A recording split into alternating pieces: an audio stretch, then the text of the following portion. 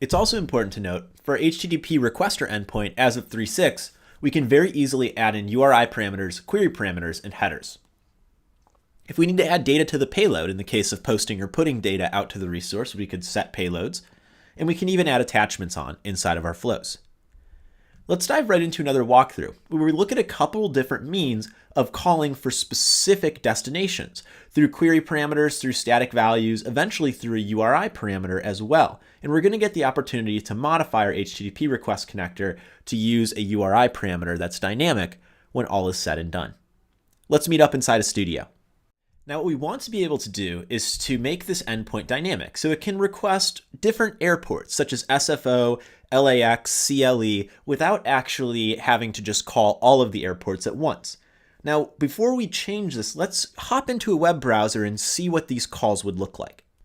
Inside of Postman here, I'm going to call the same address as I did before, so I'd encourage you to call your Essentials United Flights resource. And instead of just calling flights, let's ask for SFO. So all flights from United going to San Francisco Airport. In this case, when hitting send, you should see that the data that comes back is limited to just those with the destination of SFO. We want our Mule application to do the exact same thing.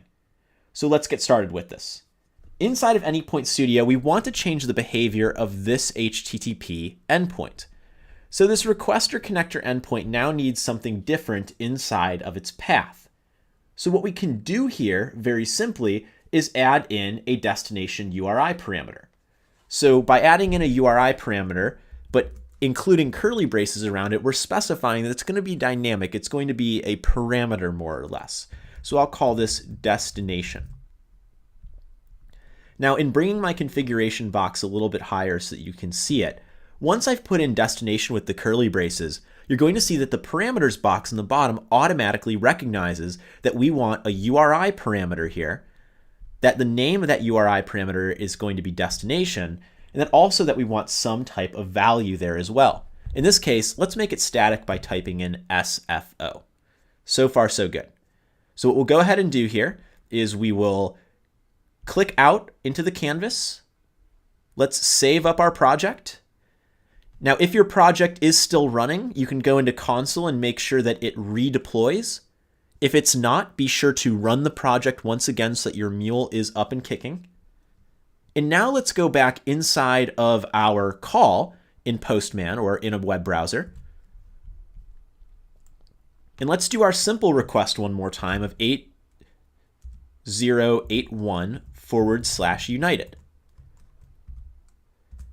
And in sending this request through again, now instead of getting from Mule all of the results back, we're actually passing this URI parameter in our HTTP requester and getting only SFO flights back from that call.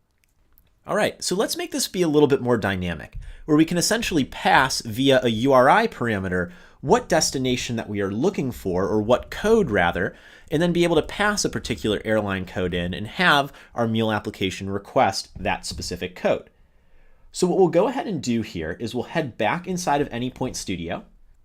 And inside of that HTTP requester, let's go ahead and make this a little bit more dynamic. So what we'll go ahead and do is, instead of just having the value SFO here, let's write an expression that utilizes a query parameter. So as a review from Mel, we can simply use our autocomplete by putting in hash. We're going to call the message context, put in a dot notation to ask for the inbound properties, put a dot in again from inbound properties to ask for the HTTP query parameters, and then we're going to request dot code to get the airline code from this particular request. Now with our code in, let's go ahead and save up the project one more time. Remember, you may want to click in the canvas and save just to make sure those changes are seen and applied. I'll go into my console and just verify that Mule recognizes the changes and the runtime has restarted, and then I'll flip back into Postman. Now back into Postman or a web browser, if that's what you're using to test, the criteria that I specified here should now be satisfied.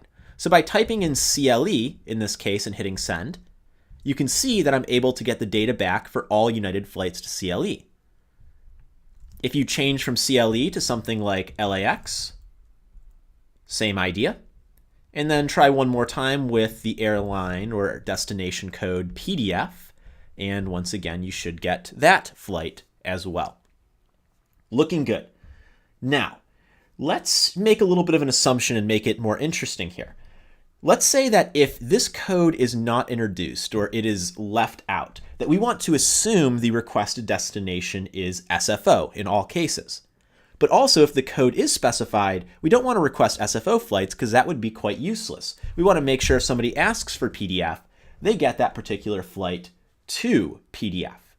So what we'll do here in kind of an update to our app is we'll go back to Anypoint Studio. And let's go ahead and introduce a variable in between our two HTTP endpoints. So inside of the search box, I'm going to type in variable. As you might recall from before, this variable is essentially a flow variable that will be persisted throughout the life of this flow and the message in this flow. Now what we're going to do in this variable, if we double click, is we're going to set a new variable. We're going to call the name of this variable destination, and we're going to write a somewhat more complex expression in how we're going to store this variable. So what we want to say here once again is if that query parameter was not included, let's go ahead and request flights to SFO. If that query parameter does exist though, let's respect the user's input and get those particular flights. Now, one easy way we can do this is with somewhat of an inline if statement here. So what we can go ahead and do is we'll add in double quotes to wrap the question that we're going to ask. Let's go ahead and call message dot, and then using autocomplete, we're going to ask for message dot inbound properties dot query params. And then after query params, we're going to ask for dot code. Now, with this expression in here, we want to see if this value is equal to empty. And as you might recall from earlier as well, empty is a great way to check to see if it's null, blank, it's just a space in a string, and so on. So this will be a very good check for us. Now, this being a ternary expression, what we're going to go ahead and do here is add in a question mark. And then we'll specify what should happen if it is true and what should happen if it's false. So if it's true, inside of single quotes, we're going to pass the string literal SFO. We'll put a colon in. And if it's false, we're going to put in a expression here. Essentially what we want to do if it's false is we want to respect the code. So to save us some time, let's go ahead and copy this expression, message.inboundproperties.http_queryparams.code, and let's paste it after the colon. So now as this expression's gotten a bit longer, if that query param code is empty, let's write SFO. And if it is not empty, let's write to this flow variable the value of code. Now, we also need to update our HTTP requester to respect this newly found flow variable. So by selecting our HTTP endpoint and going down to our parameters, let's replace this long value that we've got here with something much simpler. Recalling Mel, we have the ability to ask for flow vars. So by using our autocomplete feature here, I can look through and find flow vars. And again, one of the great things about the context assistance inside of Mule or Studio is when I click dot, I can see destination because I've introduced it in the variable up top. So I'll select destination, and now I'm asking for flowvars.destination. Let's go ahead and save up our project one more time. Inside of console, and again, you may want to just do a sanity check, click in the canvas and be sure to save. Inside of console, if we look closely, hopefully our Mule runtime has seen the changes we've made in Anypoint Studio, redeployed. Let's go back to our web browser for a moment here, and let's test this out. So in short, this request should produce the same as before. LAX should give me all flights to LAX, and that looks good. Now, the key difference here is, in the absence of the code query parameter, we should only get flights to SFO. Let's test this out now. So I'll hit send, check out our JSON. Looks like we got 3 flights back, going to SFO, SFO, and SFO. So now we've introduced a little bit of a more complex expression to give our Mule app some more advanced behavior.